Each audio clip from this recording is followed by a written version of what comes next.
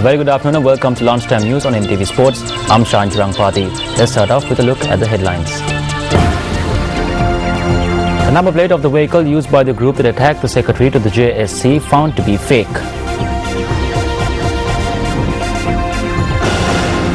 Hundreds of school children in Gampol hospitalized owing to an allergy.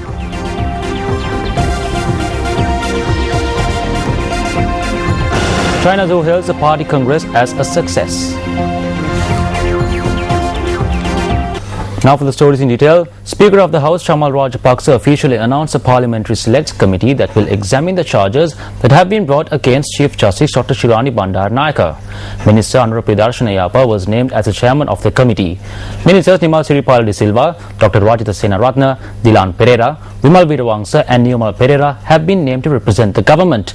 Leader of the TNA R. Sambandhan, John Amaratunga, Lakshman Kiriyalla and Vijitha Herath have been named to represent the opposition in the committee. The committee has been entrusted with examining the charges and reporting back to Parliament. The registration number of the vehicle which is believed to have been used in the attack on the Secretary to the Judicial Service Commission, Manjula Tilakratne, has been found to be fake. The Colombo Crimes Division informed court that based on information gathered, 450 vehicles that matched the description had been checked in the Western Province. This was revealed when the magisterial inquiry into the attack was taken up before the Chief Magistrate of Mount Lavinia, Nirosha Fernando, this morning. The police also told court that the mobile phone of Manjula Tilakratne, which was stolen by the group that attacked him, remained switched off. The magistrate ordered the Colombo Crimes Division to immediately apprehend the suspects and produce them before court. The inquiry will be called up again on the 13th of next month. A large number of children have been hospitalized in Gampulo due to an allergic reaction. Director of the Gampulo Hospital, Dr. Sarath Veerabandara, said that close to 1,000 children have been brought to the hospital. Dr. Veerabandara said that 150 children are receiving in-house treatment. He said that the children are suffering from nausea and have developed blisters on their skin. Minister of Power and Energy Champik Ranawka says that difficulties may arise from time to time with regard to the power supply until the work at the Lakvijaya plant in Putlam is completed. Minister Champik Ranawka visited the Lakvijaya plant to inspect the work in progress.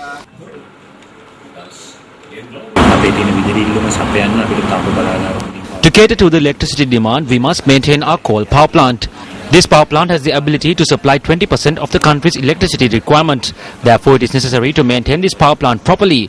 We request the public to use electricity sparingly, no matter how much rain is received. Until 2014, that is until all the work at the Lakvijaya plant is completed, there will be difficulties in supplying electricity.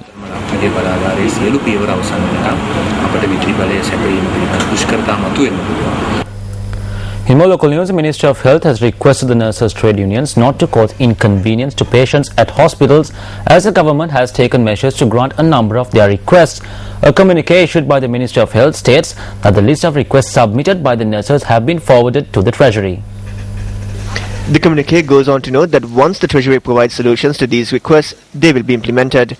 The communique also adds that the Ministry will recruit and train nurses as requested by the trade unions. However, the Government Nursing Officers Union says that the island-wide one-day strike will go on ahead as planned tomorrow. Head of the union, Saman Ratnapriya, said that the strike will be carried based on 5 demands. Several areas in the Galle district were covered by a heavy mist this morning. Our correspondent noted that the mist prevailed until around 8 this morning. The mist affected the Hikkadua, Thelwatta and Paralia areas along Galle Road and the Kurundugaha Hathapma area along the Galle Alpitia Road. When we inquired from the Met Department, its Deputy Director S.R. Jayasekara said that the Galle area had received a rainfall of over 50 millimeters yesterday and the mist could be a consequence of that.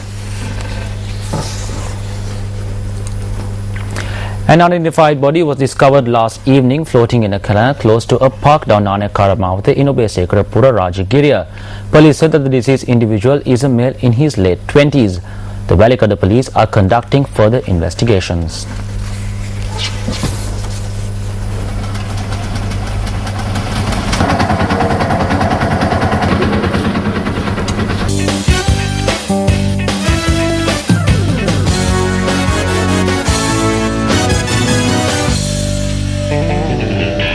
Well, in sports news, the second day of the first test between Bangladesh and West Indies is currently underway at the Sher Bangla National Stadium in Mirpur.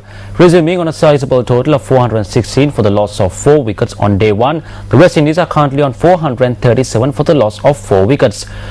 Well, in more cricket news, Sri Lanka's vice captain Angela Matthews broke into the top 5 of the ICC player rankings for ODI all-rounders yesterday after his team's series win against New Zealand. Matthews moved up a place to 5th and also achieved his career best rating 331 in the 4th ODI at Hambantota. The all-rounders table is still headed by Bangladesh's Shakibul Hasan, with Mohammad Hafiz in second, followed by Shane Watson in third.